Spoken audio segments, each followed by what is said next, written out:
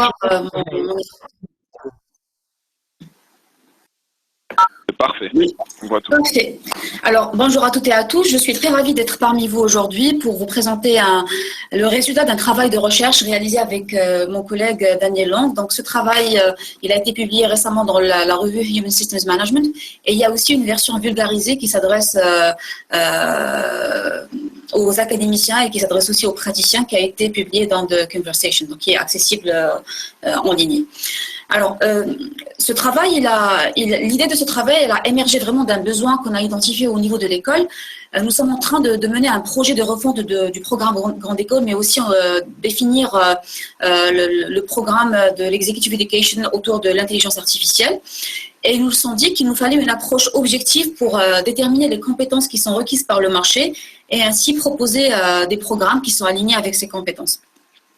Donc, quand nous avons regardé un peu la littérature concernant la capacité IA et concernant les compétences requises pour opérer dans ce marché, nous avons trouvé qu'il n'existe pas vraiment de framework qui définit ces compétences. Et donc, c'est de là qu'est né ce travail de recherche.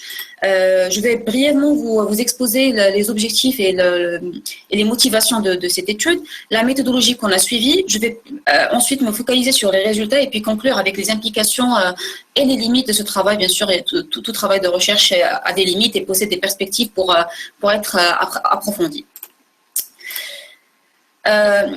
Donc aujourd'hui, avec l'émergence des technologies digitales et post-digitales, comme par exemple la blockchain, l'Internet des objets, le cloud, on a accès à une panoplie de données, donc de plusieurs types, des données quantitatives, qualitatives, des données structurées, semi-structurées, non structurées.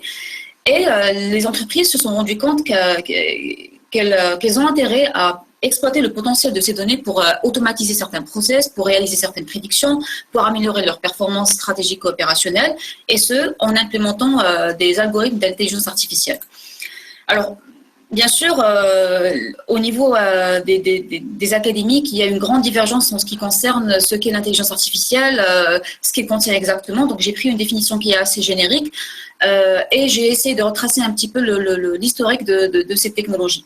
Donc, il faut savoir qu'il ne s'agit pas d'une technologie récente, bien que les débats sont plutôt récents, mais la terminologie, elle est née en 1956 dans la conférence du Dartmouth. Et ensuite, donc, l'IA a connu plusieurs évolutions à travers des robots qui sont plutôt orientés vers l'industrie, à travers des chatbots. Et puis, l'année 2000 a marqué un tournant dans l'historique de l'IA avec l'introduction des algorithmes de deep learning qui ont permis une meilleure analyse et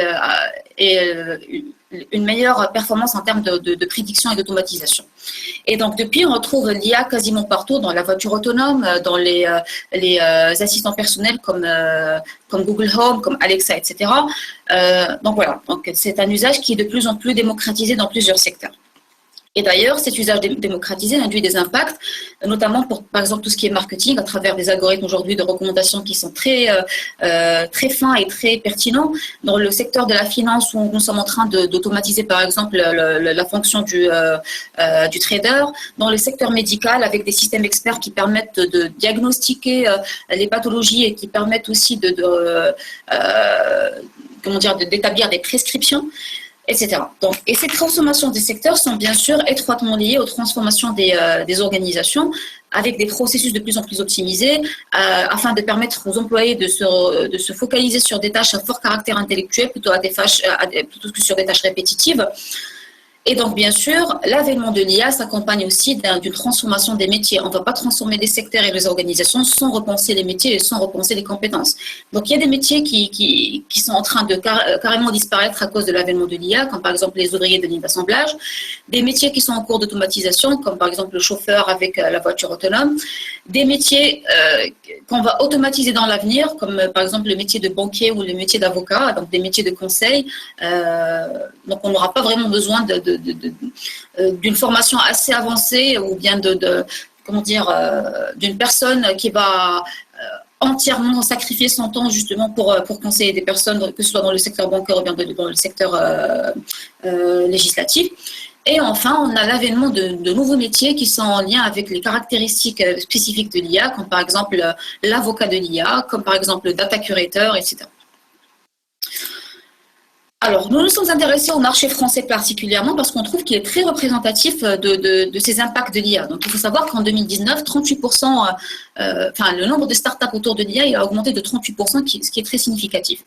Et il y a une étude d'IBM qui est parue en 2019 et qui avait prédit que le besoin en termes de talents en intelligence artificielle en France, il va augmenter de 200% vers l'horizon 2023. Et d'ailleurs, 2 millions de travailleurs en France aujourd'hui sont impactés par l'avènement de l'IA. Mais le problème, c'est que malgré ce besoin et ce marché qui est florissant, les entreprises peinent à recruter des profils spécifiques en IA. Donc d'ailleurs, 8 entreprises sur 10 rencontrent des difficultés pour trouver certains profils, et ce sur certains secteurs en particulier, comme par exemple le secteur militaire, comme le secteur du divertissement et le secteur des télécoms. Et donc, on s'est posé la question, pourtant, il existe quand même une panoplie de formations académiques qui sont centrées sur l'IA, que ce soit dans les écoles d'ingénieurs, dans les écoles de commerce, dans les universités. Il existe aussi une pluralité de partenariats académiques avec des institutions de renommée qui ont proposé des programmes en IA, comme Harvard, comme Oxford, etc. Et pourtant, le marché peine à recruter. D'où la question qui a émergé, est-ce qu'effectivement, les formations qui sont proposées sont alignées avec les besoins du marché en termes de compétences liées à l'IA? Et déjà, pour répondre à cette question, il faut tout d'abord identifier ces compétences.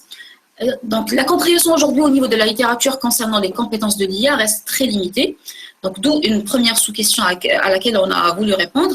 Et puis ensuite, nous voulions confronter ces compétences requises par le marché avec les contenus des formations académiques pour identifier les gaps et proposer des plans d'action afin d'améliorer les contenus des formations. Alors pour cela, nous avons collecté 2 ensembles de données, des données relatives aux offres de formation. Donc nous sommes intéressés plutôt aux écoles d'ingénieurs et aux écoles de commerce. On s'est appuyé sur le classement du Figaro.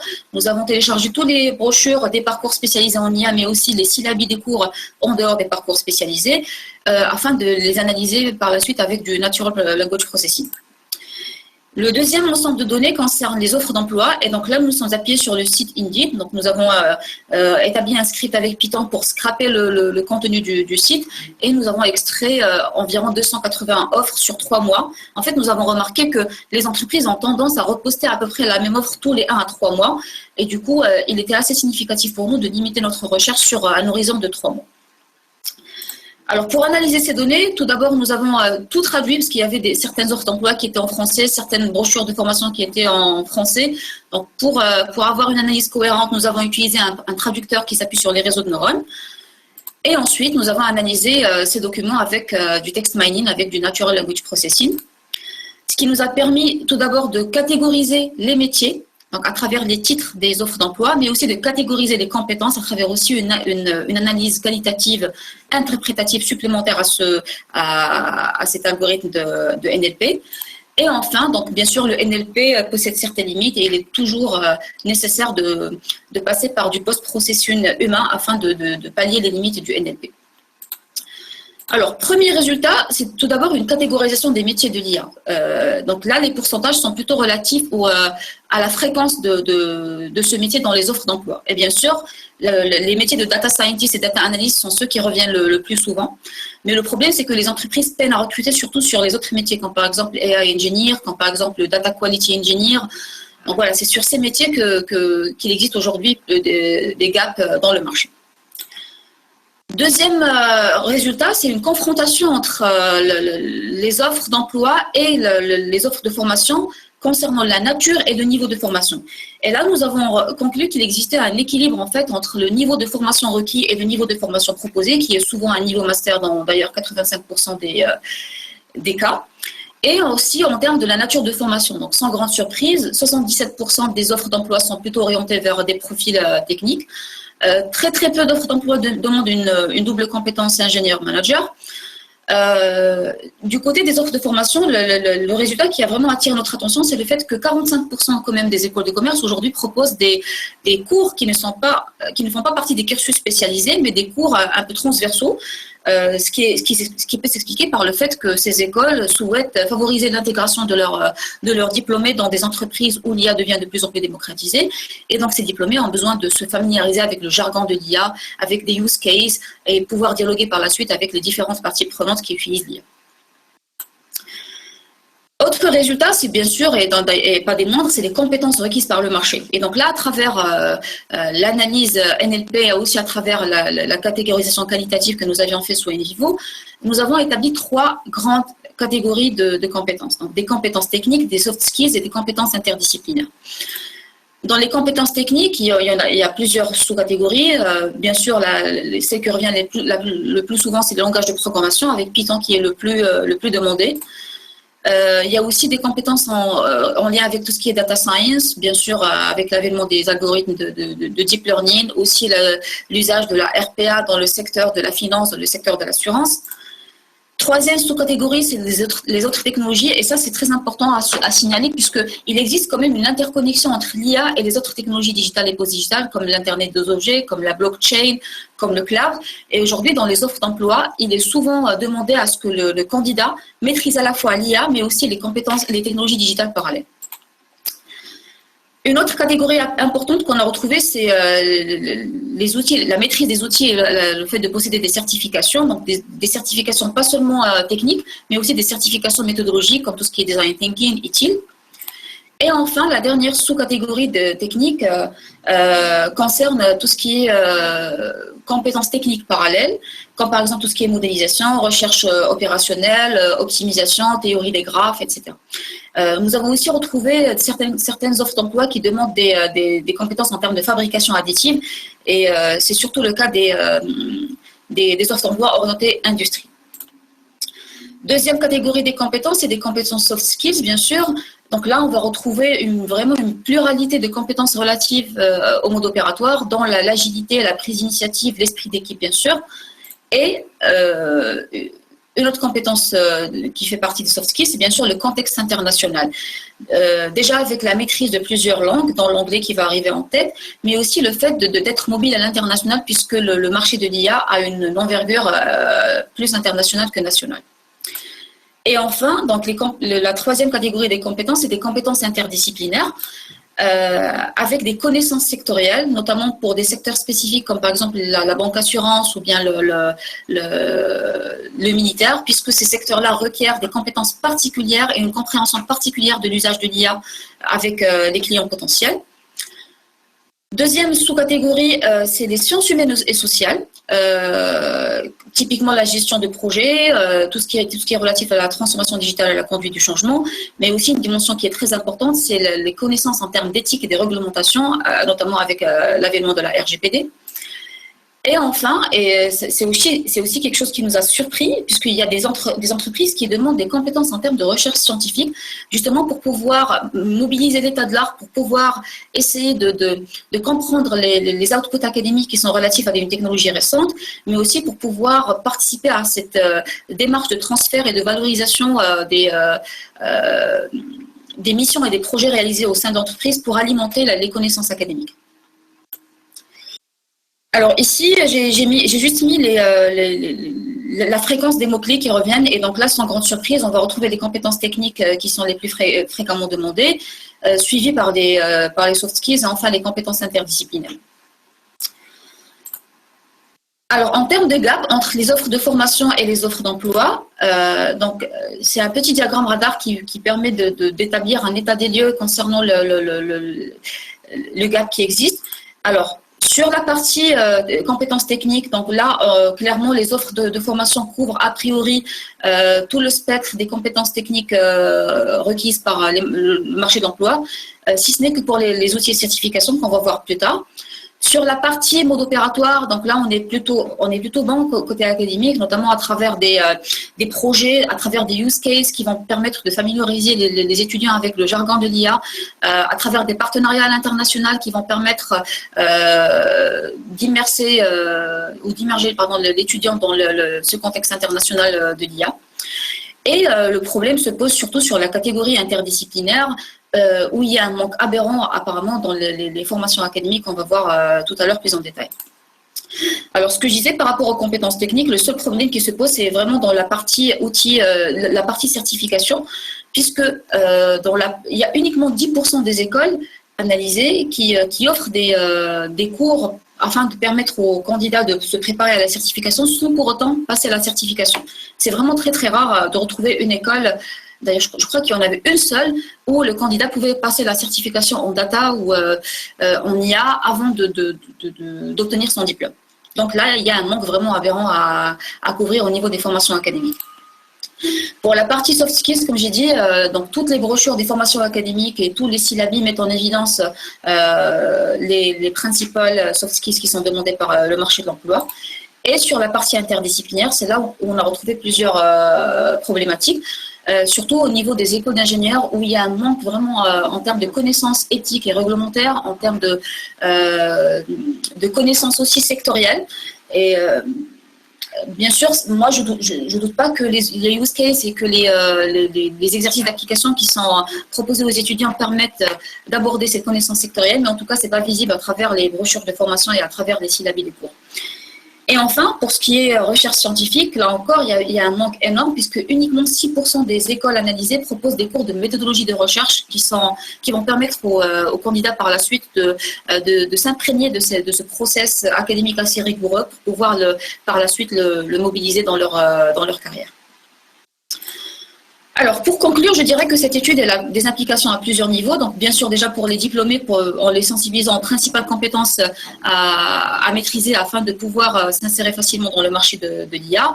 Pour les entreprises, en leur proposant un panorama déjà des métiers qu'il est nécessaire d'avoir en interne afin de pouvoir construire une capacité IA.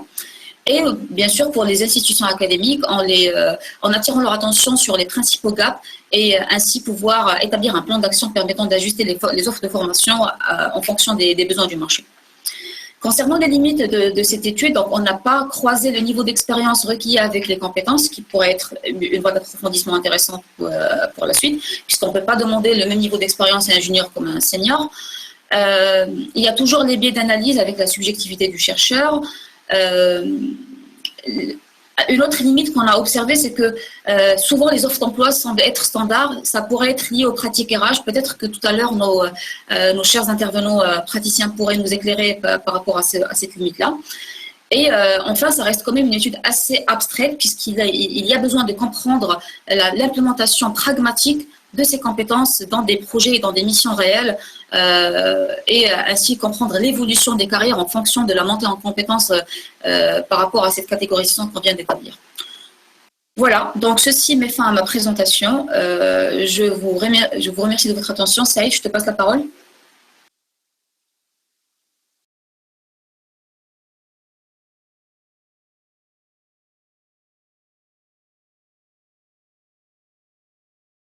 Saïd, je ne sais pas si tu es toujours là, je ne t'entends pas. Je suis là, j'essaie d'activer ma caméra. D'accord. Voilà. Merci Lamia. Désolé pour ce contretemps. Alors, on va passer à la présentation suivante. On prendra toutes les questions à la fin. Donc, je vais donner la parole à M. Ala Gouja, donc Senior Data Consultant à Deloitte. J'espère qu'il nous entend et qu'il ne va pas avoir de problème. Très bien. Ok, c'est à vous. Alors, je me demande, est-ce que j'ai la main sur les slides ou pas? Je ne sais pas, essayez pour voir. Là c'est bon, vous l'avez, oui. Oui, là c'est bon, c'est parfait. Écoutez, bonjour à tous, merci pour ce moment d'échange que franchement je trouve très important de partager ces informations-là avec les futurs collaborateurs sur le marché. Je me présente rapidement, je m'appelle Ala Gouja, senior consultant dans les équipes Risk Advisory de Deloitte France, plus précisément dans le département Data and Analytics. Et ce que je vais essayer de vulgariser aujourd'hui, de vous expliquer, c'est surtout notre point de vue au sein du département, du marché et quelles sont réellement ces compétences dont on a besoin pour mener à bien nos missions. Donc, je passe à la slide suivante. Je vais évidemment obligé de vous décrire très rapidement les équipes de Deloitte, ce qu'on fait et comme je vous ai dit, dans un deuxième temps, on va parler des profils que nous recherchons et ensuite on fera un rapide récap de tout ça. Donc, qui sommes-nous? Pour ceux qui ne connaissent pas Deloitte, on est un cabinet d'audit et de conseil. On vient de fêter nos 186 ans d'existence cette année. On est évidemment présent sur tous les continents, presque dans tous les pays du monde. On est la première marque mondiale des services aux entreprises. Et finalement, cette slide, ce que je veux vraiment appuyer dessus, c'est que notre image de marque, c'est avant tout nos consultants. Donc, on est un cabinet qui est ouvert sur le monde, avec énormément de diversité. Rien que dans mon équipe, je pense on est une 60aine de collaborateurs avec plus d'une 12aine de nationalités différentes. Notre objectif en termes de recrutement, c'est toujours recruter les profils les plus performants, même si j'aime pas trop ce mot, mais j'ai envie de dire c'est les éléments marquants qu'on rencontre. Et en général, personnellement, après bientôt 4 ans d'expérience ici, je trouve que l'environnement ici est assez propice au développement personnel des consultants et aussi on est relativement dans une bonne ambiance, en tout cas pour mon équipe, c'est vraiment comme une petite famille. Donc je vais un peu plus du coup vous parler de mon équipe et de ce qu'on fait en termes de data. Nous on est du coup au sein d'une équipe que j'ai présentée tout à l'heure, ça s'appelle Data and Analytics. Je vais précisément un peu rentrer en zoom sur la Data Factory. Donc c'est un sous-ensemble des 60 consultants dont je vous ai parlé tout à l'heure, on est spécialisé sur tout ce qui est lié à la data. On travaille sur des données, on touche un peu de tout en fait. On fait de l'analytics, donc des sujets un peu plus d'analyse de la donnée pour en extraire des informations, mieux la structurer, valider qu'elle est conforme aux réglementations. Je pourrais vous citer rapidement une mission où on a dû intervenir dans un cadre très légal, juridique, où une entreprise est soupçonnée de faire de la fraude via des remises exceptionnelles qu'elle ferait à un autre un fournisseur. Donc il faut analyser toutes ces ventes durant une année, sortir finalement très axé data visualisation pour à la fin aussi monter un dossier qu'on va donner devant les juges pour qu'ils puissent statuer sur est-ce qu'il y a réellement fraude ou est-ce que ça respecte la réglementation. On intervient sur tout ce qui est gouvernance dans une entreprise. En fait, on essaie de répondre à la question est-ce que cette entreprise-là maîtrise sa donnée. La réponse c'est souvent en proposant des solutions technologiques, des architectures un peu différentes, un peu de réglementation et de, j'ai envie de dire, de façon de travailler, du change management à ce niveau-là. Évidemment, la partie entre guillemets la plus sexy, c'est tout ce qui est use case, data science ou machine learning, on va dire, donc des devs en mode MLOps.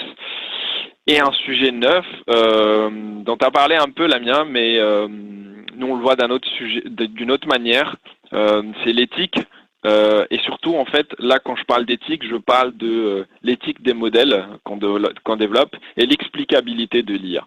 Et ça, c'est une notion qui commence à arriver petit à petit sur le marché, parce que c'est bien beau de vendre une prestation pour développer un modèle de machine learning, mais que au bout d'1 an, on a du mal à expliquer le comportement, ou que même pas au bout d'1 an, au bout d'une semaine, les métiers se posent des questions. C'est assez intéressant en fait de se dire que on est capable d'expliquer pourquoi il y a un tel biais, pourquoi en fait même s'il n'y a pas de biais, pourquoi ça se comporte de telle manière, et expliquer les décisions des modèles.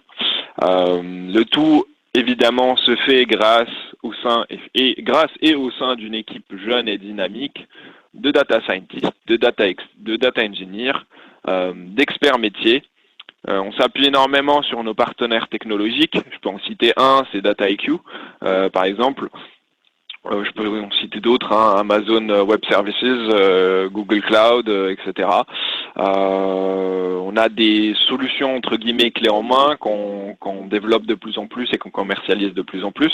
On a nos POC qu'on a fait, et évidemment notre présence sur le marché, nos connaissances un peu des métiers différents, et la capacité surtout à mobiliser notre réseau à travers le monde pour récupérer des expertises, des idées de ce qui se fait chez Deloitte Allemagne ou Deloitte Inde, etc. Si je passe à la slide suivante, c'est là que je commence à parler des choses que je pense vous intéressent vraiment un peu plus, c'est les profils que nous recherchons. Je me suis en fait appuyé sur les recherches qu'a fait Lamia, j'ai lu les articles, je tiens à féliciter le travail que vous avez effectué. Et en fait, ça m'a fait poser des questions et je suis du coup allé sur notre site d'offres d'emploi qui est deloitterecrute.fr pour retrouver une offre d'emploi qui correspond à mon équipe. Et comme l'a dit Lamia, c'est vrai que très souvent les entreprises, et nous on en fait partie, on met en place des offres entre guillemets un peu standards tous les 3 mois pour plusieurs raisons. La principale, c'est notre visibilité. On n'aimerait pas que une personne qui finit ses études et qui est à la recherche d'un emploi file chez un concurrent et du coup si son profil évidemment est excellent et nous intéresse, donc on est toujours en mode lecture de CV, en mode recherche de consultants parce que aussi notre modèle économique se base sur le fait de recruter plus pour faire plus de missions. Donc c'est vrai qu'il y a une part de vérité du fait qu'on a des offres d'emploi qui se ressemblent souvent. Néanmoins, ça ne veut pas dire que le contenu de ces offres d'emploi-là ne transmet pas forcément... Alors, on essaye de transmettre notre besoin, mais dans quelque chose de standard, c'est un peu compliqué. Mais moi, j'ai fait l'effort d'essayer, étant donné que je suis quand même interne, entre guillemets, et que... alors, précision, les offres d'emploi sont rédigées par nos RH, donc par des ressources humaines qui ne sont pas techniques, et moi étant donné que je suis technique, c'est en fait nos équipes, nos managers, nos directeurs qui vont communiquer au RH nos besoins, elles vont rédiger les offres d'emploi, qu'elles soumettent à validation par nos directeurs et qu'ensuite elles mettent en place sur le site. J'ai pris cette offre-là, alors consultant, senior consultant, analytics, IA, data scientist, et j'ai essayé de la décomposer en fait 3 points. Oups, voilà. Donc, on voit bien qu'on cherche un consultant. Et pour moi, ça, c'est déjà une compétence. C'est déjà une compétence et on va essayer d'expliquer tout ça petit à petit avec les slides qui vont arriver. Mais on cherche aussi quelqu'un qui touche à l'analytics, à l'IA et à la data science. Si on prend les descriptions de l'offre, on remarquera, enfin moi je fais le lien entre certaines de ces phrases avec la compétence par exemple analytics, ce que j'ai mis en jaune. C'est-à-dire que la compétence que nous on considère comme étant analytics, ça veut dire qu'on cherche quelqu'un grosso modo qui est capable d'explorer la donnée en profondeur, qui est capable de faire des contrôles analytics, donc des analyses assez approfondies qui pourraient en gros en fait, là, l'aspect analytique, c'est surtout dire, voici une réglementation, est-ce que tu peux vérifier que les datas respectent cette réglementation-là.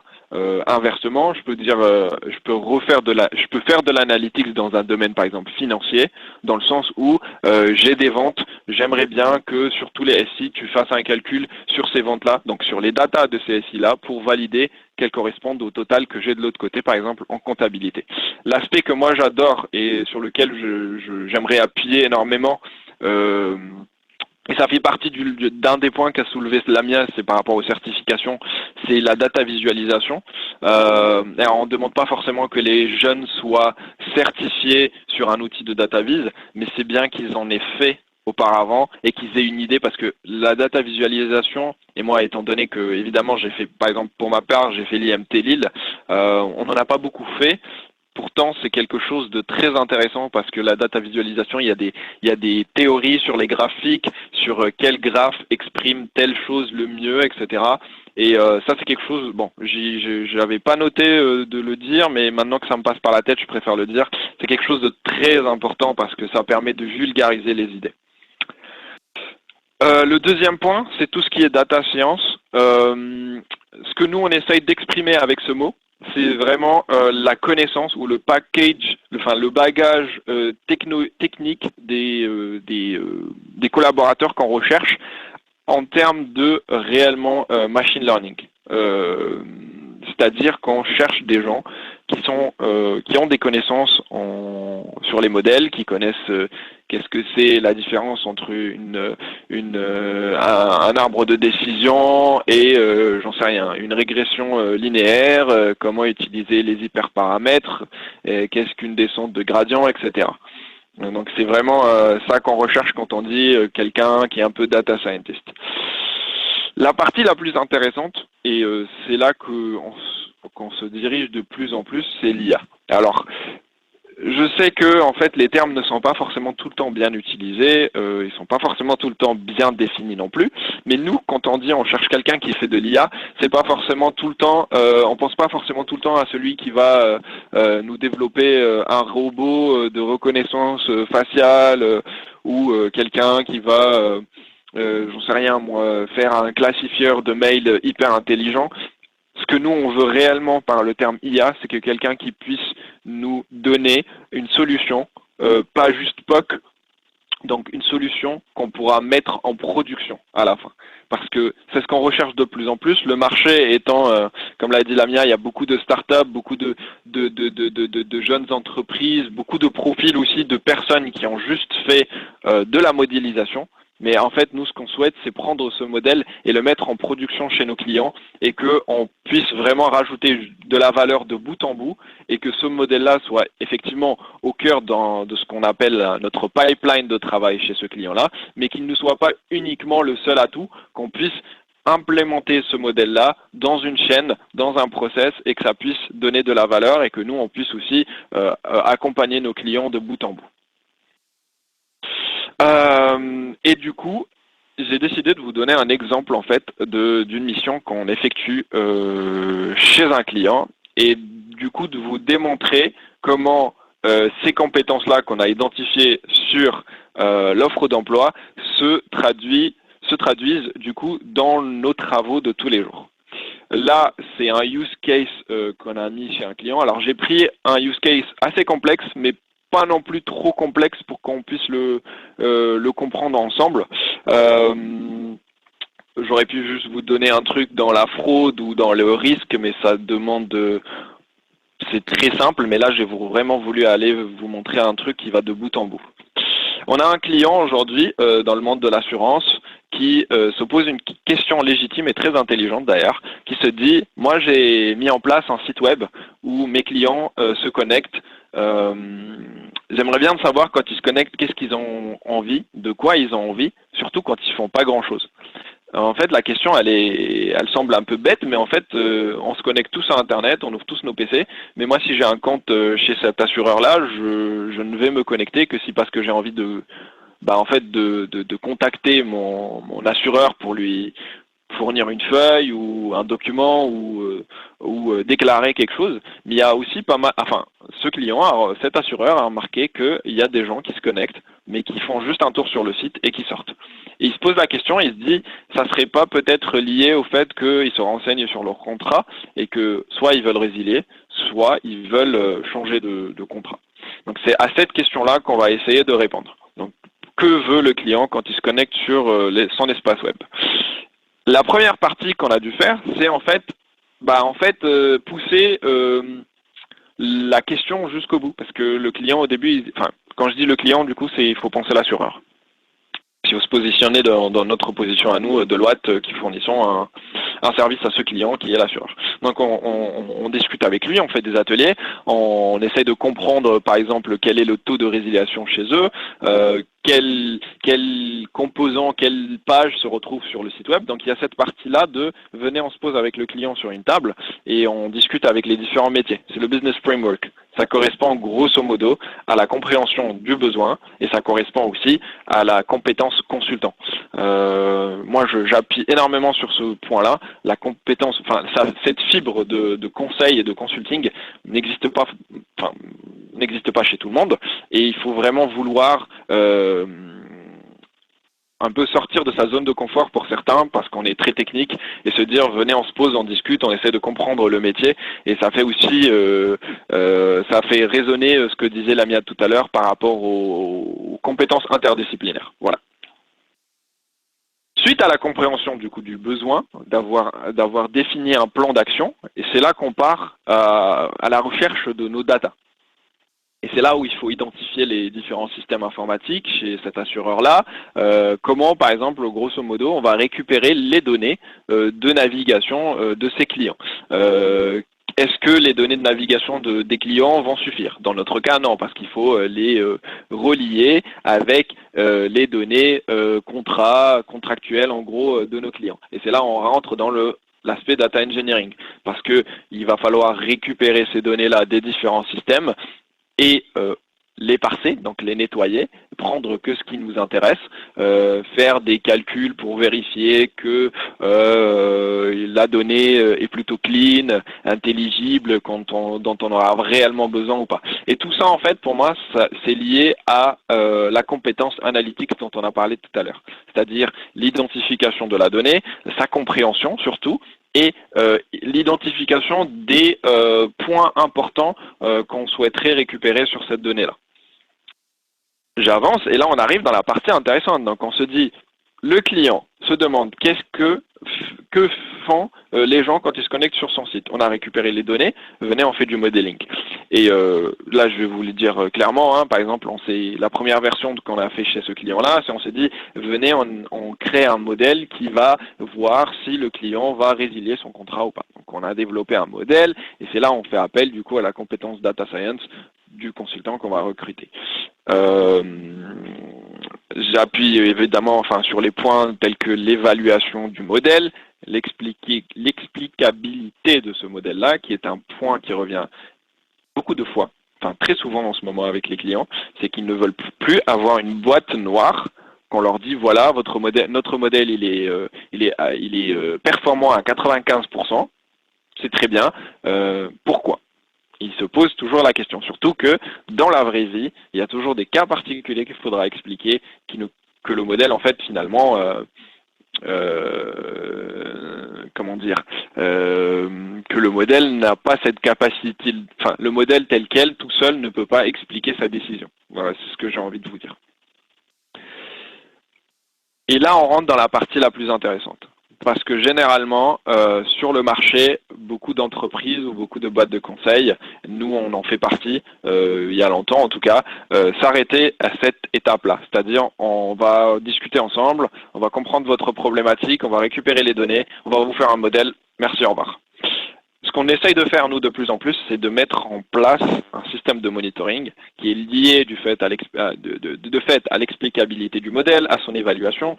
Mais ce monitoring-là va monitorer en fait tout un pipeline qui est intégré, qui fait partie entière du système du client. Parce qu'on part en production.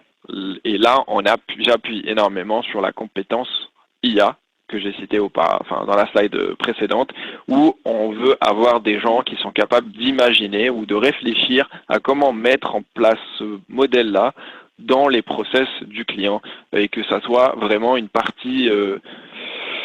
en fait, c'est pas juste une bifurcation sur le process, mais ça fait vraiment partie du modèle. Donc là, on a développé, par exemple, notre modèle de détection de résiliation ou pas. On le met en production. Et comment on le met en production dans ce cas précis ? En fait, ça envoie des alertes. C'est-à-dire que lorsque on identifie qu'une navigation peut ou semble avoir pour but je vais le refaire la phrase. Si on identifie qu'une personne a navigué sur le site dans le but de résilier ou de comprendre quelles sont les clauses de résiliation de son contrat, on envoie une alerte à un agent. L'agent va prendre son téléphone, il va appeler le client final, il va lui dire « Bonjour monsieur, est-ce que vous êtes... il semblerait que vous ne soyez pas satisfait par notre offre, qu'est-ce qui ne va pas ?» Et donc là, on passe dans l'action.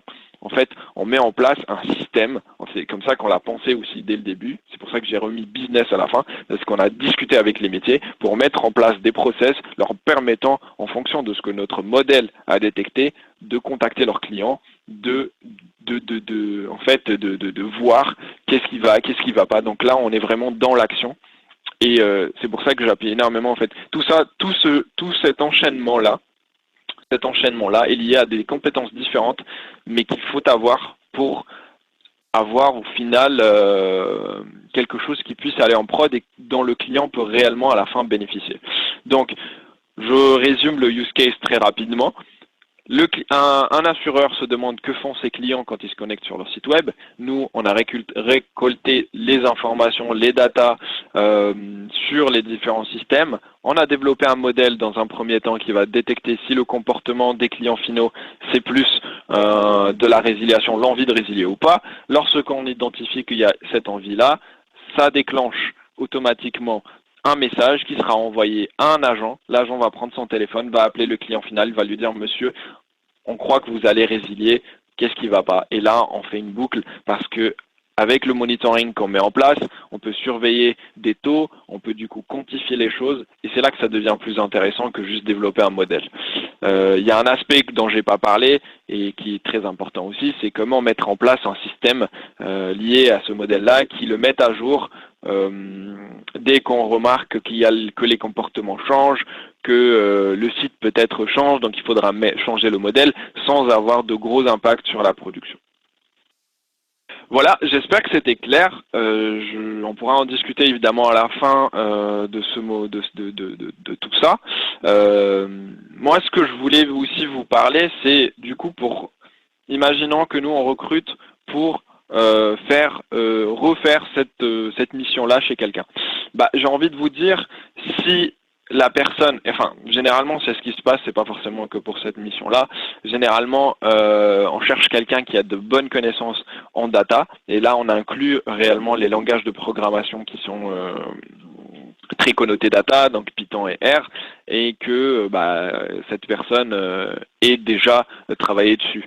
On cherche évidemment des gens aussi qui puissent, qui aient des connaissances en tout ce qui est data science, en machine learning, mais aussi cette notion d'organisation de bases de données, parce que les bases de données, il y en a partout, dans toutes les entreprises, et c'est vraiment très important de comprendre comment ça marche, parce que en fait, si on comprend pas, on va perdre du temps pendant une semaine à apprendre du SQL, à comprendre les architectures. C'est très important de le connaître un peu. Il y a beaucoup de littérature qui explique ça. Moi, personnellement, j'en ai pas réellement fait de bout en bout quand j'étais en études, mais il m'a suffi de lire un livre pendant un cours et j'ai compris la théorie. Et la partie GitLab, ou GitHub, donc en gros le fait d'avoir travaillé en mode collaboratif, je pense que c'est très important pour quelqu'un qui fait du développement. C'est ce qu'on appelle un package minimum. Ça ne veut pas dire que si vous ne connaissez pas des bases de données qu'on ne va pas vous prendre, mais ça veut dire que en fait c'est des compétences classiques qu'on retrouve chez beaucoup de gens qui postulent pour la data science, et c'est un peu le minimum qu'on recherche. Là où ça devient un peu plus intéressant, quand on voit ça sur un CV, c'est tout ce qui est big data, par exemple. Il faut savoir qu'en France, on est plus confronté en tout cas nous, on a été plus confronté à des missions qui vont de bout en bout, comme je vous ai montré avant, mais qui sont plus dans un environnement big data que juste normal, en fait. Je sais pas c'est quoi l'inverse, mais en gros, les outils derrière, c'est vraiment des outils de big data avec des clusters parce que la donnée, elle est immense. En tout cas, nous, c'est ce qu'on essaie de faire de plus en plus aussi. Du coup, ce qui vient avec, en fait, c'est tous les outils d'orchestration de tâches tels que Luigi ou Airflow. Les plus, c'est vraiment en fait d'avoir un peu touché à du cloud. Pour être transparent, par exemple, quand moi j'étais dans mes études, j'en ai pas fait, mais c'est intéressant d'avoir lu un peu rapidement en tout cas, ou d'avoir vu l'utilité de ces outils-là qui sont très performants, ou d'avoir touché à des outils tels que DataIQ ou SAS, parce que il y a des versions un peu gratos sur Internet que vous pouvez utiliser ou un peu découvrir. On ne demande pas forcément que vous soyez certifié, mais si vous l'êtes, c'est vraiment un plus. Du coup, c'est quoi le profil type? Et je vais conclure avec ce point-là. En fait, j'ai remarqué que c'est quand même assez difficile de rédiger une offre d'emploi. Il y a des choses qui sont un peu abstraites à noter, et d'autres qui sont plus ce que j'ai appelé abstrait et formulable, donc des choses qu'on peut facilement écrire sur du papier. On va commencer en fait par le diplôme. On recherche évidemment des écoles d'ingénieurs, de commerce. Nous, on vise ce qu'on appelle dans les grilles les écoles A+A. On recherche évidemment des gens qui ont un peu un parcours data, donc que ce soit dans leurs études ou dans leurs anciennes expériences, et qui ont ce package technique dont on a parlé dans la slide juste avant. Donc ça, c'est des choses qui sont très simples à écrire. Donc je veux quelqu'un d'école d'ingénieur et d'école de commerce qui connaît de la data. Ce qui est un peu plus compliqué à rédiger, ou à exprimer, c'est vraiment cet intérêt pour le conseil. Donc l'intérêt de vouloir... alors il y a des gens par exemple qui font du technique, qui font de la data et du développement, mais qui n'ont pas forcément envie d'interagir avec le métier. On n'a pas forcément envie de recruter ces gens-là parce que nous, notre travail fait qu'on a beaucoup de contacts directs, de discours commercial.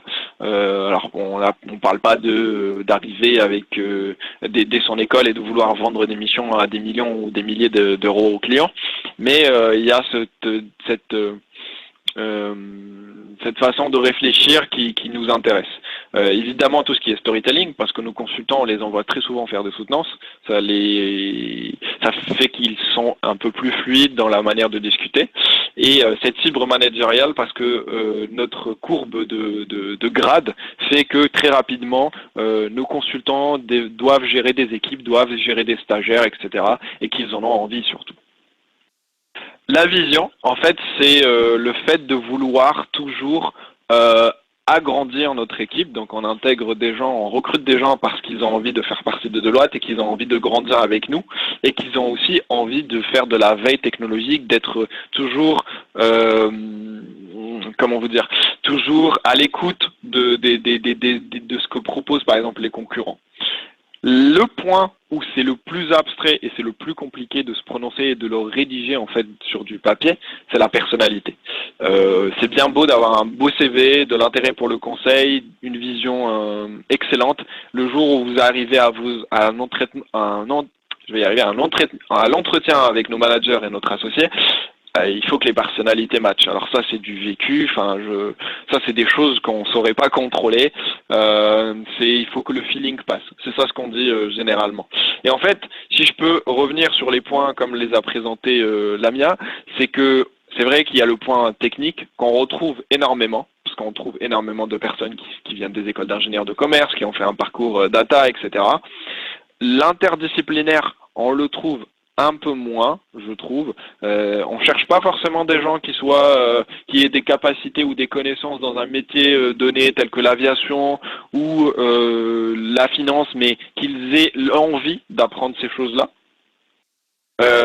Et le dernier point, en fait, c'est tout ce qui est soft, c'est vraiment qui on est comme personne et comment on interagit avec les autres humains et les autres collaborateurs de notre équipe. Voilà, moi j'ai fini ma présentation, j'espère que je vous ai apporté des informations de qualité et du coup je laisse le stage, je pense que j'ai beaucoup parlé. Merci à vous.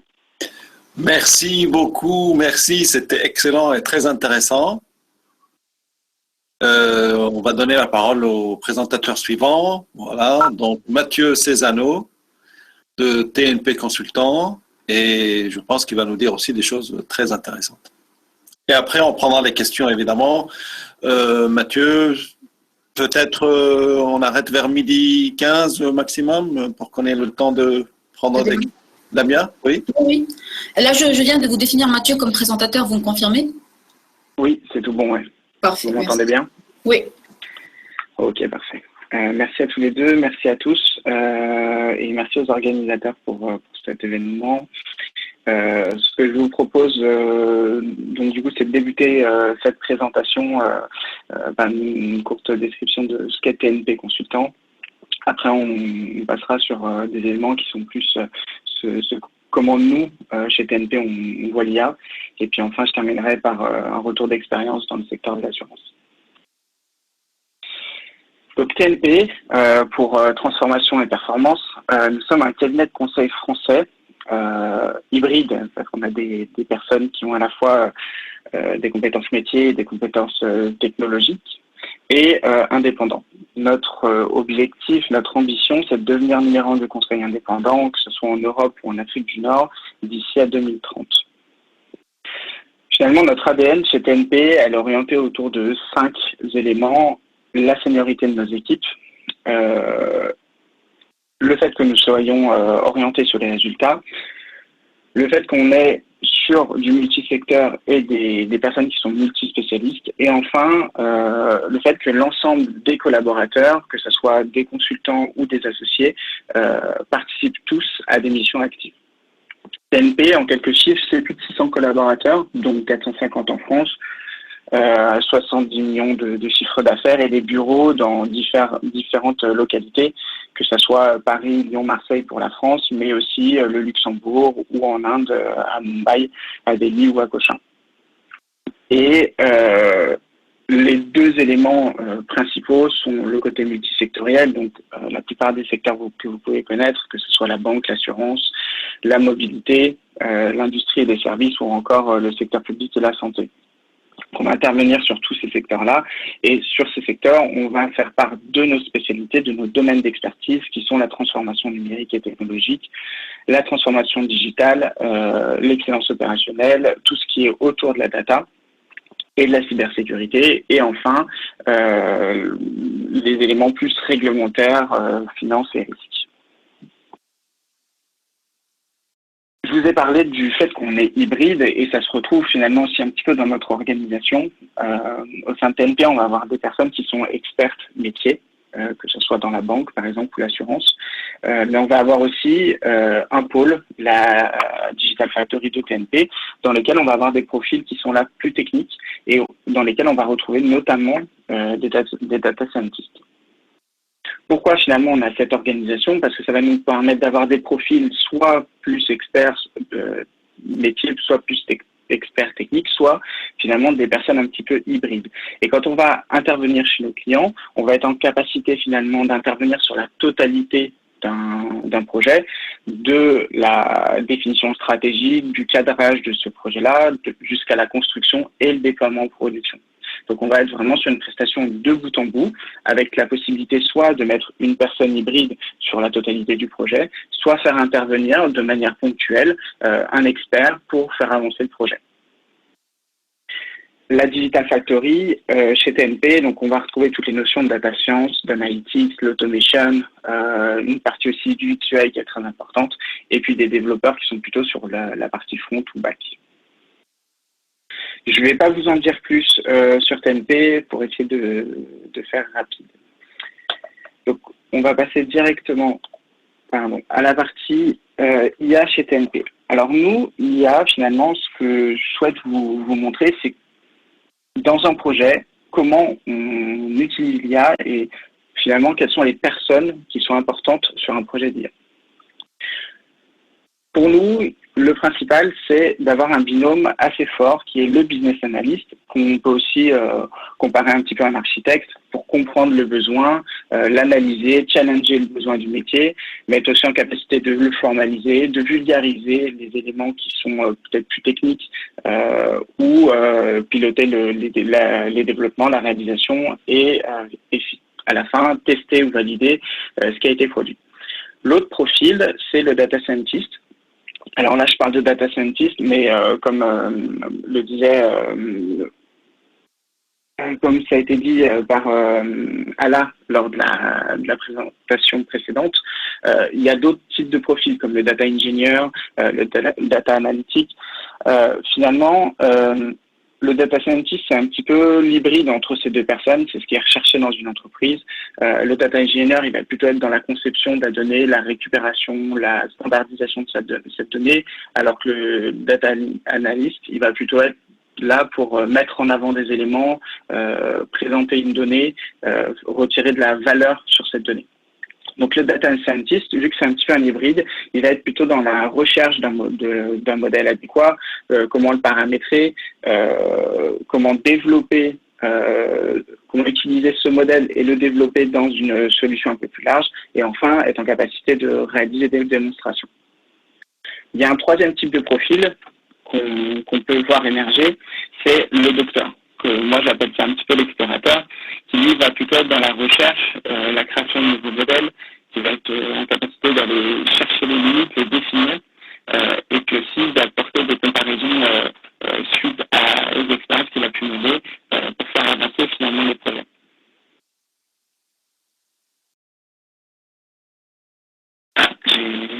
Vous entendez bien? On vous entend, par contre, il y a du bruit en arrière-plan. Attendez, je fais...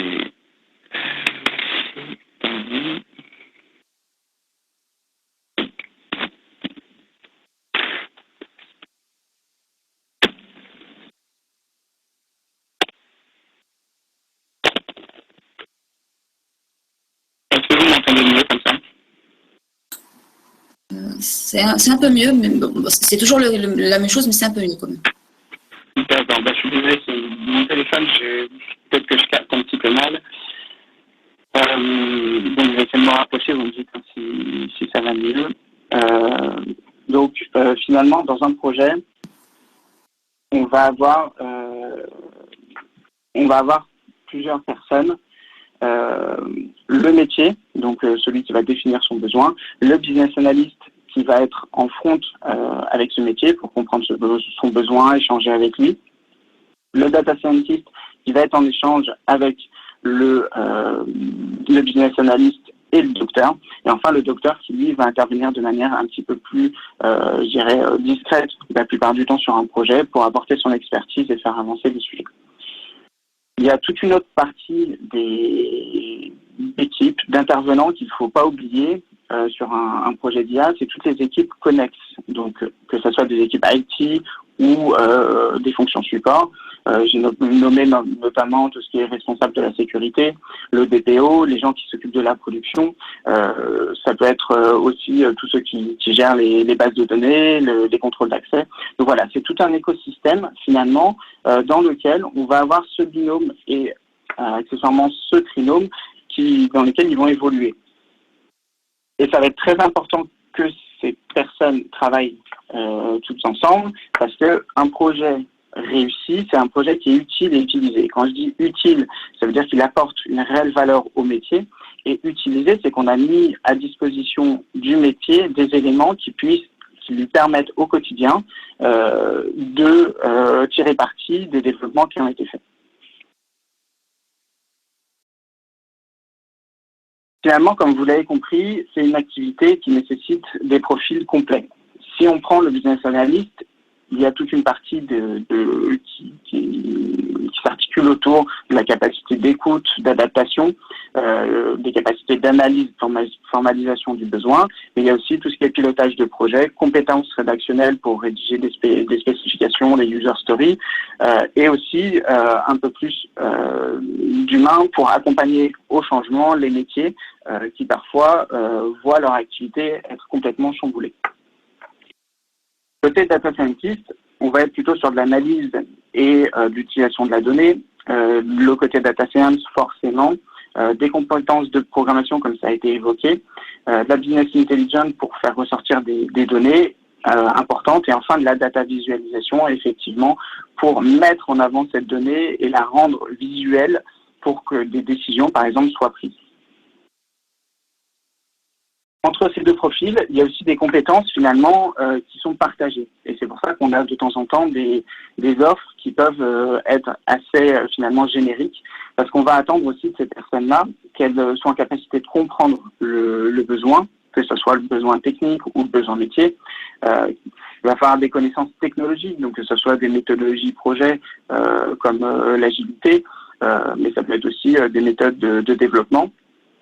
Des connaissances techniques et technologiques, parce qu'on travaille dans des écosystèmes souvent qui sont complexes, avec potentiellement d'autres types d'applications, d'autres technologies. Donc ça peut être de la RPA, ça peut être des pages web, ça peut être des applications lourdes.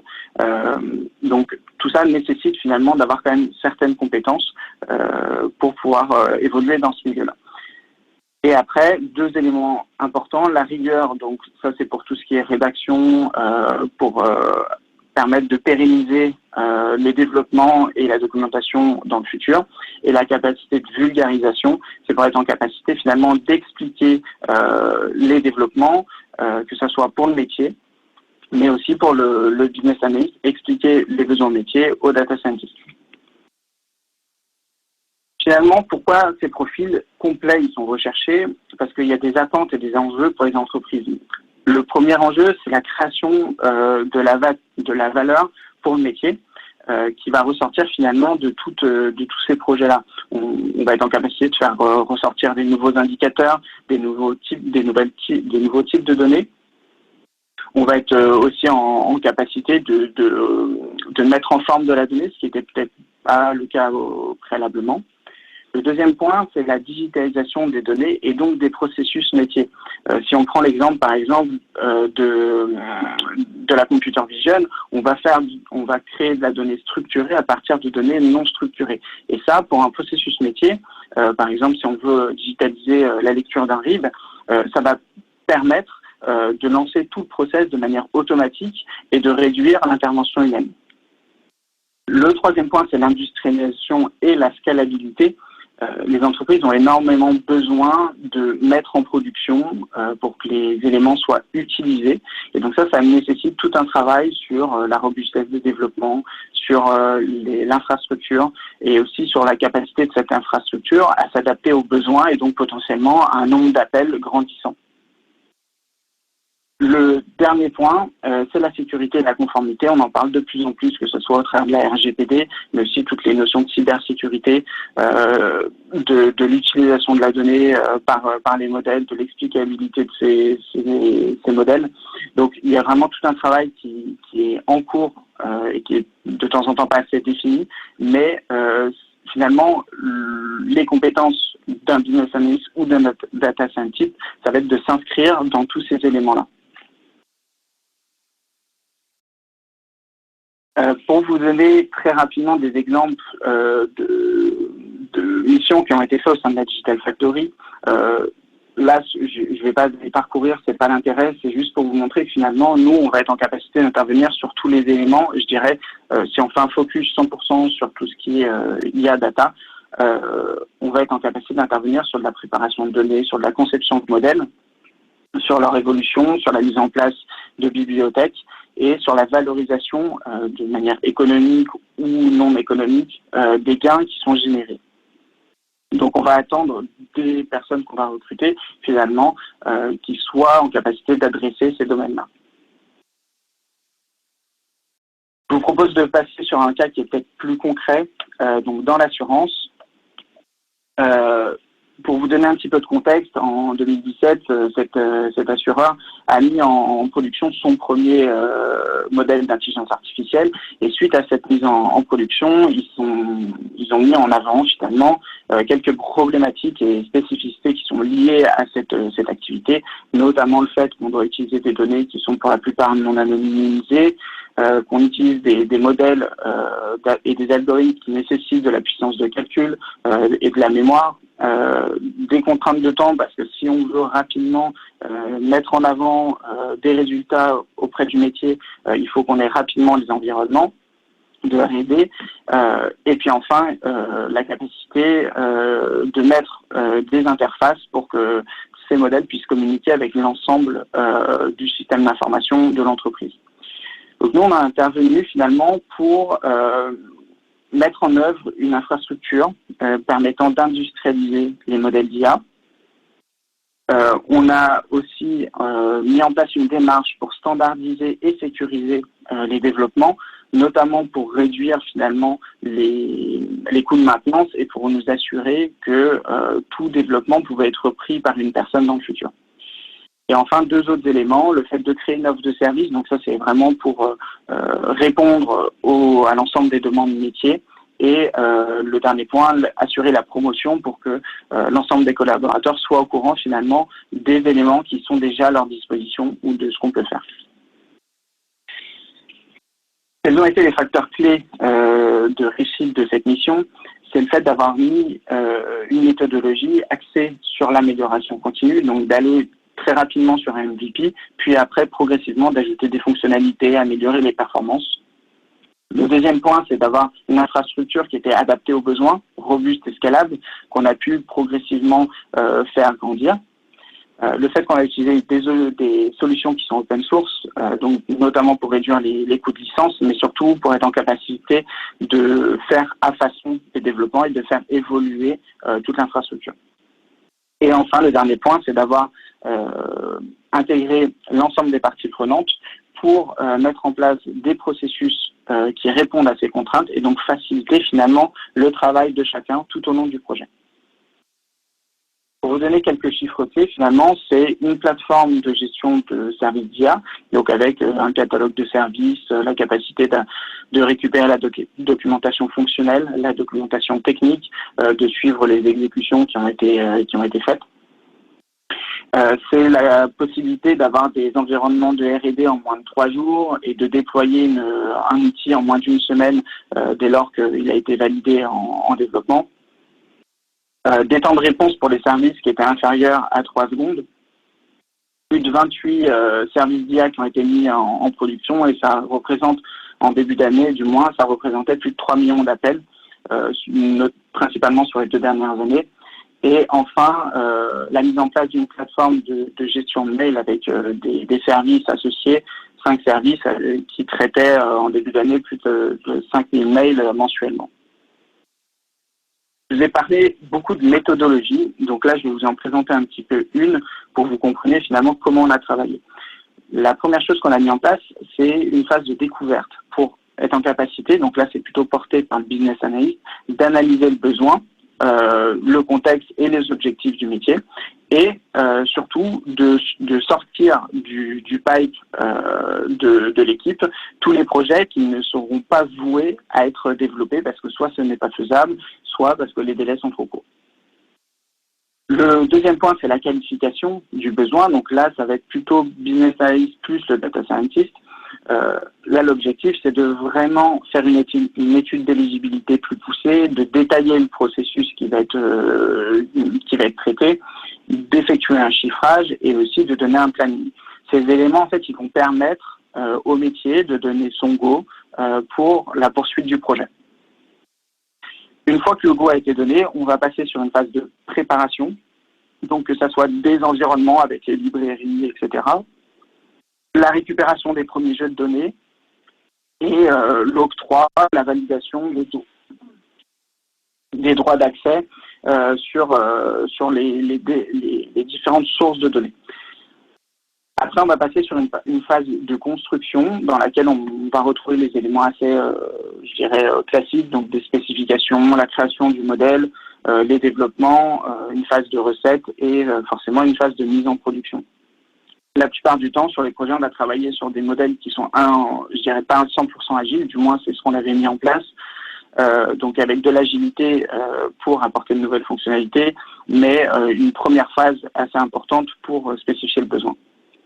Une fois qu'on a mis en place et qu'on a déployé la première version, donc le MVP, on va passer dans une dernière phase d'amélioration continue qui, elle, va durer jusqu'à la fin de l'utilisation du service. Donc, si le service est utilisé pendant 10 ans, cette phase d'amélioration continue va se poursuivre. Et dans cette phase, on va ajouter des nouvelles fonctionnalités, on va appliquer des correctifs s'il y a eu des anomalies qui ont été remontées, on va potentiellement améliorer certaines performances, mettre à jour des bibliothèques, etc. Donc ça, cette phase, elle est très importante parce que c'est au travers de cette phase qu'on va s'assurer que notre service, finalement, est utilisé et qu'il répond bien aux besoins. Enfin, le dernier point que je voulais vous remonter, c'est le fait que finalement, dans cette approche, le principal, c'est de fonctionner avec une approche itérative pour réduire les risques, donc pour s'assurer qu'on est bien en lien avec ce qui a été demandé, qu'il n'y a pas de problématiques techniques, et aussi de travailler de manière itérative avec le métier, donc très proche du métier, pour nous assurer que ça répond bien à son besoin et donc de garantir la satisfaction de celui-ci. Je vais vous donner, dans les 3 minutes qui restent, 2 exemples d'automatisation qui ont été menés. Le premier, c'est le traitement de RIB. Donc, préalablement, il y avait, tous ces éléments étaient faits par des gestionnaires. Ce qui a été mis en place, c'est la dépose automatique par un bénéficiaire de son nouveau RIB sur le site Internet. Et suite à la dépose du RIB, l'appel d'une API qui comporte plusieurs modèles, un sur de la computer vision et l'autre sur du machine learning.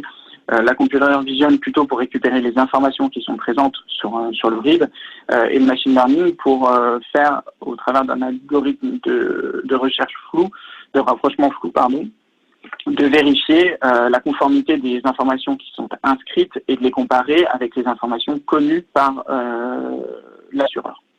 Et enfin, du coup, la restitution de ces éléments vers les autres systèmes de l'entreprise pour que finalement la suite des processus, donc la mise en que ces données soient intégrées au système d'information.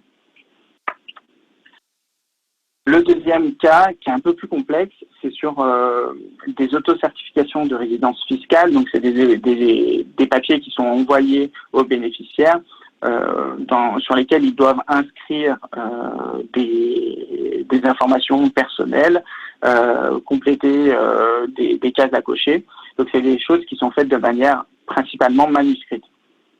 Là, l'objectif, c'était de digitaliser l'ensemble du processus, donc d'être en capacité de réceptionner les éléments par voie électronique et non pas par voie postale, comme c'était fait au préalable, de récupérer toutes les informations sur ces documents-là, de vérifier la conformité de ces documents, donc si tout a bien été complété, est-ce qu'il y a bien la signature, par exemple, de valider que ces éléments sont bien conformes à ce qui était attendu, et finalement de restituer toute l'analyse qui a été faite et toutes les données à d'autres solutions. Donc là, sur la partie récupération des mails, c'était Airflow, on en a parlé tout à l'heure. Après, sur la partie récupération et finalement intégration des données dans le système d'information, on était sur de la technologie RPA avec UiPath. Et finalement, pour terminer le processus, on faisait de nouveau appel à Airflow pour envoyer une confirmation aux bénéficiaires comme quoi sa demande avait bien été traitée. Donc là, ce qu'on remarque finalement, et c'est ce que je voulais vous retranscrire, c'est que ça soit un business analyst ou un data scientist, il va évoluer dans un domaine avec des personnes qui ont des compétences, des expertises qui peuvent être différentes, qui dans un écosystème qui est avec plusieurs technologies. Et donc, un des éléments qui est très important finalement, c'est les soft skills, c'est la capacité de s'adapter à un besoin et d'utiliser ses compétences techniques pour apporter une solution au métier. Donc voilà, j'en ai terminé et je vous remercie pour votre attention. Merci beaucoup. Merci, c'était très intéressant aussi. Bon, je vais essayer d'activer ma webcam. Voilà. Très bien. Merci d'avoir respecté le temps aussi, qui était un petit peu peut-être court pour tout ce que vous vouliez nous présenter. Donc là, le débat est ouvert. On va prendre les questions, peut-être de la salle en premier. S'il y a une question, n'hésitez pas soit à l'écrire, soit à prendre la parole, activer votre micro, éventuellement votre webcam et poser la question. Sinon, je pense que Lamia et moi-même avons plusieurs questions à poser. Y a-t-il une question dans la salle? Non? Bon, Lamia, je te laisse poser une question ou tu veux que je commence? Vas-y, on t'écoute, Saïd. Alors, merci à vous trois. C'est vraiment très intéressant. On a vu beaucoup de choses. On est allé beaucoup plus loin que juste la question des compétences et des profils, du matching entre le besoin des entreprises et puis la formation qu'offrent les différentes institutions. Bon, moi j'avais plein de questions qui me venaient par la tête déjà quand j'ai préparé un peu cette réflexion. Je vais commencer peut-être par une. D'après vous, je m'adresse surtout à nos deux invités, d'après vous, c'est qui est le plus adéquat ou qui devrait le mieux participer à faire cette formation? Est-ce que vous pensez ces écoles d'ingénieurs, l'université, ou plutôt les entreprises elles-mêmes ou des entreprises un peu spécifiques? Je pense notamment à l'initiative de Microsoft autour de Simplon IA avec un diplôme spécifique à l'IA. Qu'est-ce que vous en pensez? Et est-ce que cette formation serait valorisable du point de vue du recruteur? Alain, Mathieu? Alors, je peux commencer. Vas-y Mathieu, vas-y. Non, vas-y, t'inquiète. Ok. Alors, ce qui est sûr de mon côté, c'est que le contact monde professionnel et université, école doit exister et doit se renforcer. Je pense qu'on est passé par des phases où cet éloignement-là n'a pas été forcément favorable aux étudiants ou aux diplômés. Moi, j'ai du mal par contre par les initiatives telles que vous les avez citées là, par exemple Microsoft, parce que Microsoft, au final, ce qu'elle veut en faisant ça, c'est une démarche commerciale avant tout, c'est se dire je vais former des gens à mes outils, Comme ça, je peux mieux vendre mes outils parce que j'aurai plus de gens qui sont certifiés, etc. derrière. C'est tout à leur honneur. Je pense que peut-être le fait que ça vienne d'un gros acteur technologique, ça ne soit un peu biaisé en termes d'intérêt, parce qu'au final, ce qu'ils peuvent présenter, c'est des concepts qui existent chez leurs concurrents ou chez d'autres entreprises, mais qui soient couverts par la couche Microsoft. D'accord. Mais est-ce que la certification Microsoft, la certification sur certains outils autres que l'IA n'est pas en soi déjà très valorisée? Pourquoi pas alors? Pourquoi pas eux qui donneraient un diplôme au lieu d'un certificat? Elle est valorisée parce que nous, ça nous donne une certaine légitimité quand on met un CV sur une proposition commerciale. C'est-à-dire que moi, par exemple, quand on me met sur un appel d'offres, on me dit que je suis certifié Google Cloud, par exemple, ça donne de la légitimité. Ça veut dire que moi, en fait, en face du client, c'est ma seule manière de valider que j'ai des connaissances sur ce sujet-là. C'est tout l'intérêt des diplômes. Hein. Tout le monde peut s'autoproclamer data scientist, mais s'il n'a pas un diplôme, enfin, tout le monde peut s'autoproclamer ingénieur. Il faut aussi, il faut que des écoles valident qu'il ait un diplôme d'ingénieur. C'est un peu l'intérêt des certifications. En toute transparence, j'ai beaucoup de collègues qui ne sont pas ou encore certifiés ou qui ne souhaitent pas être certifiés, qui sont meilleurs que moi, hein, par exemple sur Google. Je sais pas. Je pense, moi personnellement, je suis très scolaire. Je trouve que le milieu des écoles d'ingénieurs est très bien, il est même excellent. Il faut juste l'améliorer un peu plus comme tous les autres milieux. Je ne pense pas qu'une entreprise privée doit récupérer ce que fait et ce que doit faire une école. D'accord. Moi, en tant que professeur d'école, je suis bien sûr d'accord avec vous. Mais ça rejoint un peu la remarque qui apparaissait dans l'étude de Lamia et Daniel Lang, c'est que la notion de certification. Et le besoin apparemment qui était sur le marché. C'est bien ça ce que vous avez trouvé sur les besoins du marché? Absolument. En fait, nous avions trouvé des offres d'emploi qui exigeaient, c'était préconisé, c'était pas une exigence, d'avoir une certification soit méthodologique, soit mathématique, soit sur un outil en particulier. Voilà. Et le problème, c'est que au niveau de l'école, cette dimension n'est pas prise en compte dans les formations. Ce qui peut s'expliquer d'ailleurs par ce qu'a dit Ala, par le fait que, on ne veut pas que d'autres institutions qui ne sont pas académiques prennent en charge ce process de formation qui devrait être plutôt adossé à des écoles. Et aussi, ça pourrait aussi s'expliquer par le fait qu'il y a une diversité d'outils et que finalement, on ne peut pas tout mettre dans les programmes. Voilà. Mais on avait effectivement déjà identifié le besoin en termes de certification et d'outils dans les offres d'emploi. J'ai vu qu'il y avait je ne sais pas si Mathieu, tu souhaites peut-être compléter? Oui, c'était juste pour compléter parce que je suis assez d'accord avec vous tous. Je pense que finalement l'école c'est fait pour nous apprendre à travailler dans un milieu, d'acquérir des compétences. Après les certifications, effectivement, dans certaines, si vraiment on veut se spécialiser dès le départ, c'est une bonne chose, ça sera valorisé sur le marché, il n'y a pas de problème. Par contre, moi, pour avoir travaillé, par exemple, chez l'assureur étroitement avec leur pôle où il y avait beaucoup de data scientists, la plupart ne se certifient que par la suite. Donc, je dirais que c'est aussi une notion de seniorité et que plus on va avancer dans sa carrière, plus finalement on va s'orienter sur des domaines qui sont peut-être plus spécifiques dans lesquels justement on va avoir besoin d'une certification ou parce qu'on va aller travailler dans un milieu dans lequel l'entreprise est 100% par exemple Microsoft. Effectivement, ça pourrait être intéressant en arrivant ou au préalable si on a la possibilité, mais de se former, de se certifier. Ça va nous permettre d'acquérir une légitimité et puis potentiellement d'avoir des petits trucs et astuces qu'on n'aurait pas acquis tout de suite. Mais je dirais que c'est plutôt au cours de la carrière, et c'est ce que les cabinets de conseil en général, mais les entreprises le font très bien aussi, apportent finalement à leurs collaborateurs, c'est des certifications. Je suis vraiment entièrement d'accord. Et d'ailleurs, c'était une limite qu'on avait identifiée. On n'avait pas pris en compte la dimension seniorité dans l'analyse. Et effectivement, si on inclut le facteur expérience, peut-être que ça va être différencié en termes de besoin des certifications. On ne va pas demander à quelqu'un qui est à la sortie d'école d'être certifié, plutôt d'être préparé et de connaître, d'avoir une connaissance de base de certains outils. Mais la certification, peut-être que c'est un besoin qui va arriver plutôt plus tard dans la carrière avec un certain niveau de seniorité sur des missions et sur des secteurs assez spécifiques. Il y avait une question d'Aurélie sur le chat, Saïd. Oui, Aurélie, tu veux poser ta question ou tu veux qu'on la lise? Je peux la poser.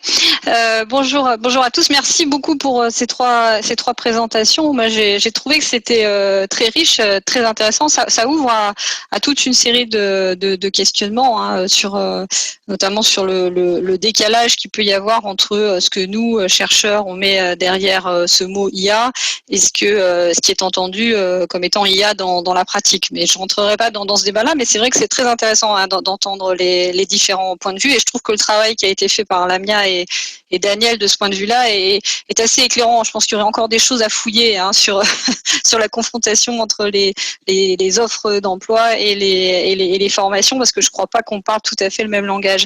Mais en vous écoutant, en fait, je me suis demandé concernant vraiment les besoins des entreprises, si ce que vous décrivez là tous les deux dans vos présentations, c'est pas plutôt les besoins en compétences de conseil en data management plutôt que des compétences de type IA. C'est-à-dire que l'IA, c'est finalement une des types de technologies dont vous avez besoin. Vous avez besoin que les gens comprennent le fonctionnement d'un type d'IA et qui mobilise un certain nombre de compétences en IA, mais vous utilisez énormément d'autres choses. On a entendu parler de technologies de business analytics, on a entendu parler de big data, on a entendu parler de bases de données. Donc finalement, j'ai l'impression que c'est seulement un petit bout de ce dont vous avez besoin.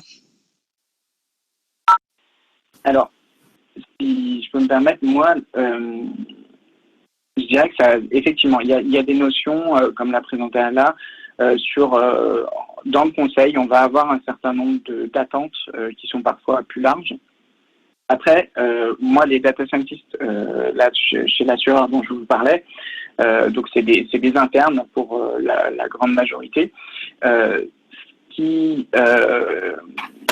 finalement, les compétences que je vous ai présentées pour un data scientist, elles étaient nécessaires pour eux parce qu'ils travaillent dans un secteur et dans une entreprise finalement qui a des besoins, je dirais, un peu plus larges que de la recherche pure. Par contre, si on s'oriente sur des secteurs et des entreprises qui ont par exemple une R&D propre, effectivement, là, on va attendre peut-être des compétences qui sont un petit peu plus, je dirais, qui sont complètement différentes.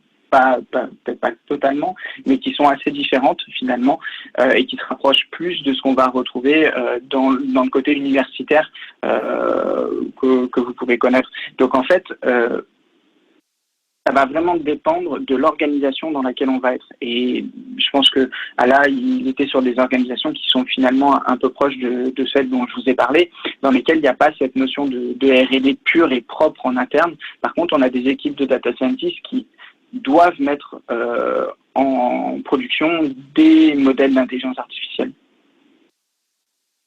Oui, c'est ça. Donc, en fait, c'est deux catégories de métiers qui sont assez différents en réalité. C'est-à-dire que c'est toujours là autour de la maîtrise de ces technologies, mais c'est pas le même métier.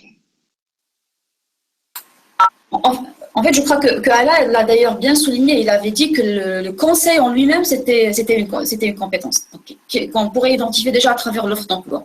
Et effectivement, il faut faire la différence entre le fait que ces compétences et ces outils soient mobilisés dans le cadre d'une prestation de conseil auprès d'un client, ou bien dans un cadre de pure R&D interne. Donc, on ne va pas mobiliser les mêmes technos, on ne va pas mobiliser les mêmes outils au même niveau.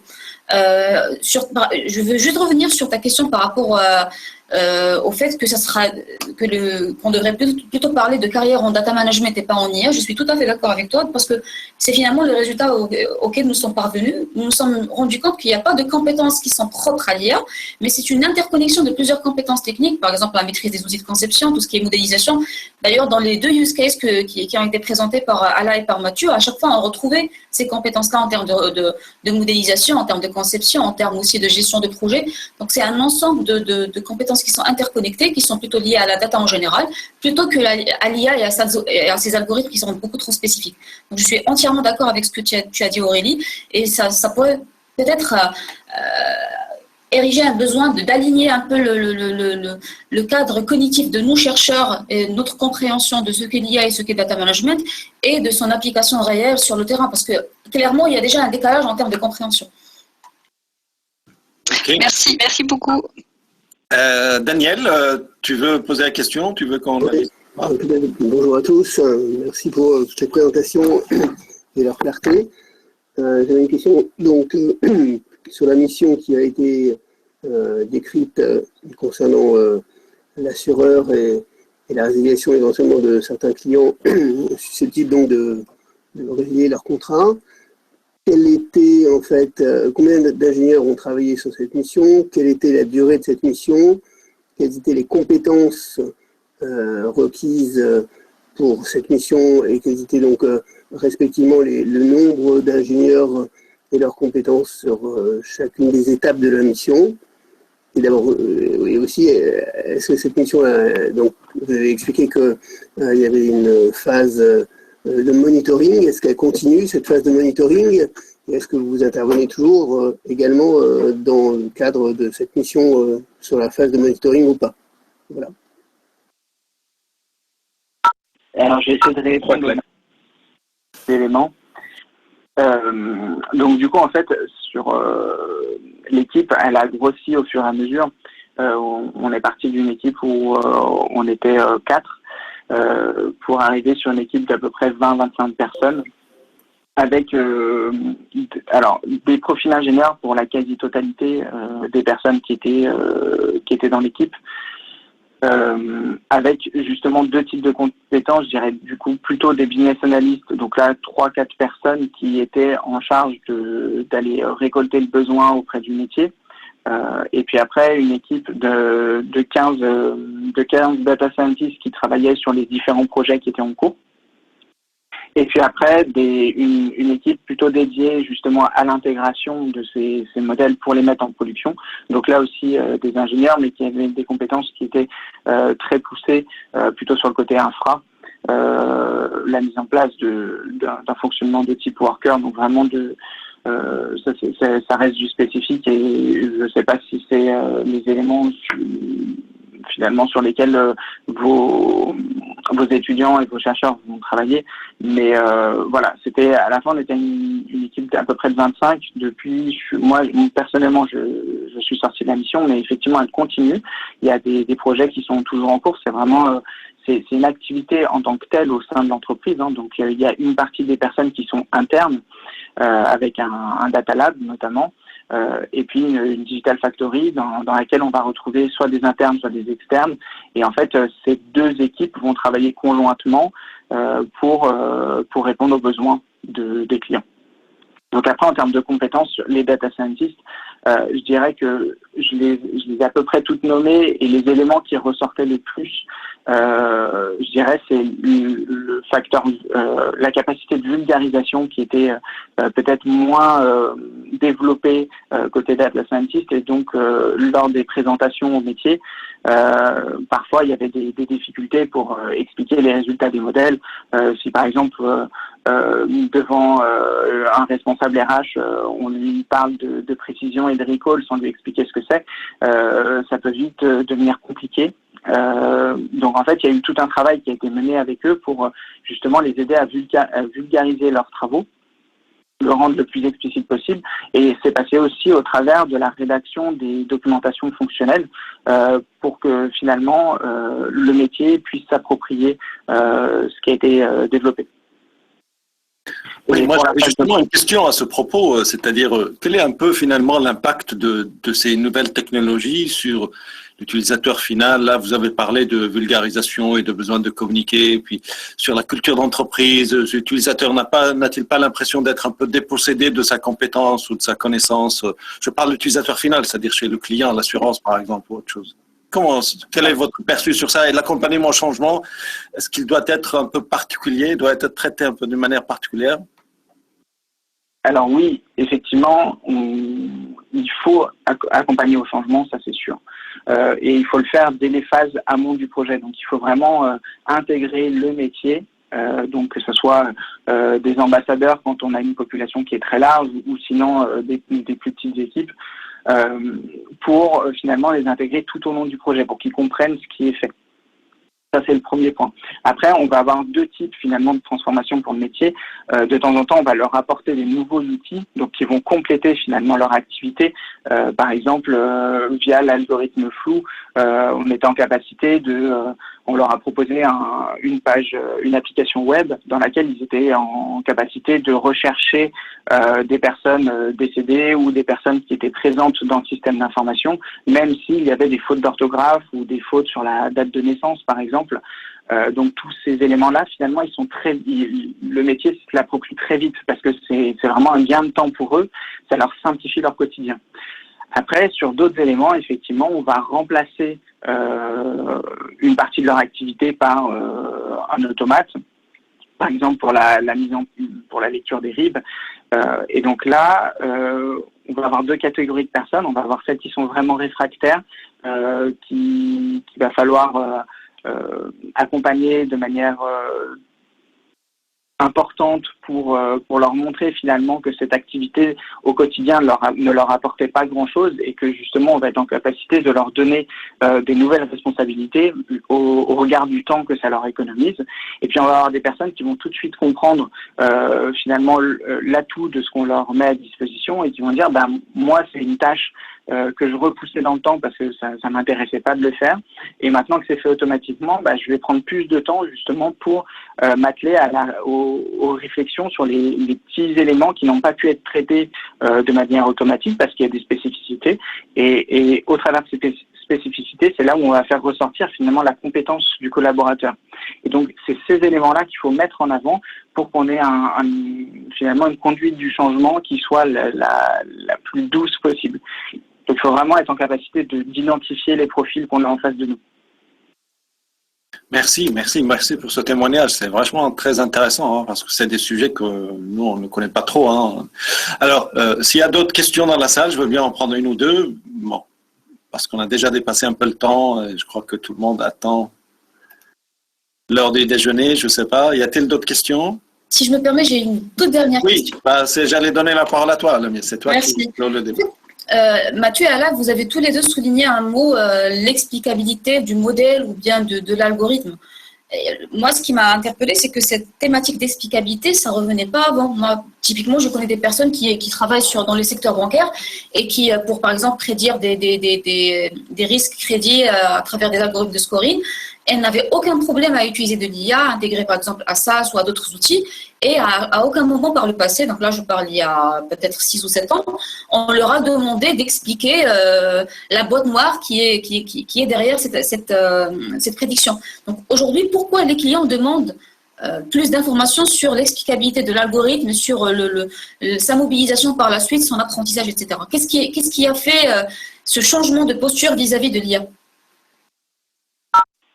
Si je peux me permettre, je pense que en fait, la réponse est simple, c'est la juridiction.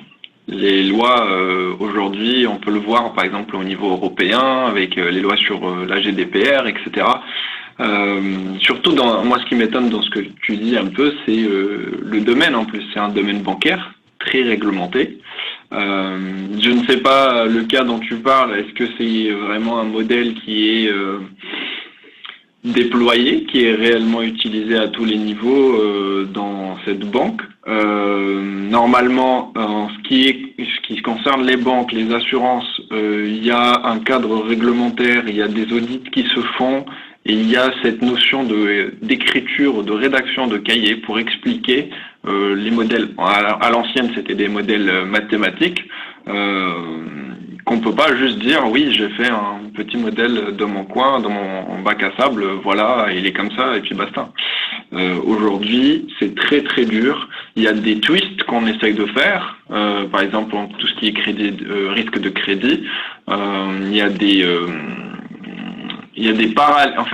démarches parallèles, c'est-à-dire qu'on se dit on va laisser le modèle ancien qu'on arrivait à expliquer facilement, le modèle mathématique, et on fait rouler en parallèle le modèle machine learning, et à la sortie, on essaye de comparer les résultats pour essayer d'appuyer sur le fait que, par exemple, le modèle de machine learning est plus pertinent que le modèle empirique, entre guillemets, et qu'on puisse, en face de la personne du cadre juridique appuyer le fait que le modèle de machine learning est plus performant. Aujourd'hui, personnellement, je n'ai pas forcément travaillé, mais j'ai des échos sur ce qui se fait en risque de crédit, en fraude, etc. C'est très difficile d'arriver vraiment avec un modèle boîte noire et le mettre chez le client. C'est vraiment très difficile, vraiment dans un cadre où on a envie vraiment que ce modèle vive et que ça soit celui qui soit utilisé aujourd'hui. Ouais, je suis tout à fait d'accord parce que effectivement c'est ce que je me suis dit. Il y a quand même une différence de posture parce qu'avant c'était pas le cas. On avait des modèles mathématiques, on cherchait pas vraiment plus loin pour expliquer leur performance. À partir du moment où ça marche, je pars en toute connaissance de cause. Mais ça c'était comme je vous ai dit il y a 6 ou 7 ans. Mais aujourd'hui avec les cadres réglementaires, avec plusieurs lois comme la RGPD, comme la loi SOX, etc. Il y a ce besoin de décrire et d'expliquer en détail ce qu'il y a derrière cette boîte noire. Merci beaucoup. C'est une évolution, on va dire, des utilisateurs, de l'utilisation, une certaine maturité et aussi de la réglementation. Merci à vous tous. Je crois qu'on a épuisé le temps imparti. Lamia, je te laisse dire le dernier mot. Et merci à tous d'être là. Merci de nous avoir écoutés. Merci à nos invités. Merci beaucoup Saïd et merci à Alain et Mathieu d'avoir répondu présent à cette